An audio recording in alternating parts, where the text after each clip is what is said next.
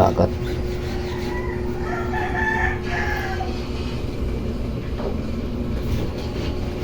Ito yung tubig natin. Ilagay ko ng paasim.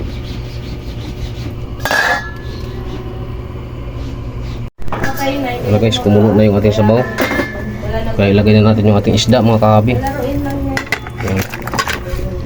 Yan. Yun nga lang, pag di mo nabantayan, yung daga naiiwan, mamaho. Kaya Ganyan natin guys, antayin muna natin magbuo yung mga langsa. Kuhanin natin. Naghamog yung ating camera mga guys. pag nangamoy, Yan. saan din siya mamihilap. Ang asim ng sabaw natin guys. Takpan muna natin. Yan ang mga kahabi. Tamis na ng sabaw nito guys. Silagay ko ng paasim. Yan. Maasim ito sabaw.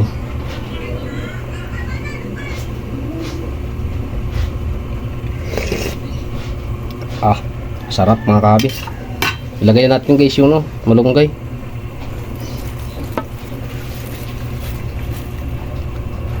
Hindi ko na pinino yan ng mga kahabi ng linis kasi hindi naman makakalason yung tangkay niyan.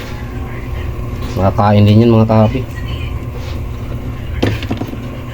Silubog lang natin siya guys para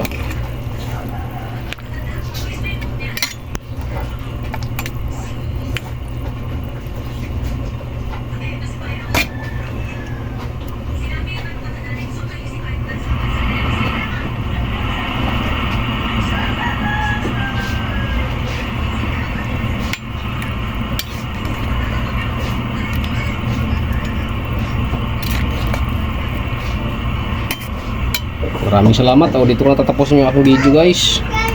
Huwag niyo kalimutan yung aking munting channel, Ramil Aplicador Vlogs, at huwag niyo kalimutan pindutin ang notification bell sa bandang kanan nating video guys para updated tayo sa mga panibago nating video. Simpleng sabaw lang po mga kahabi ng isdang dagat.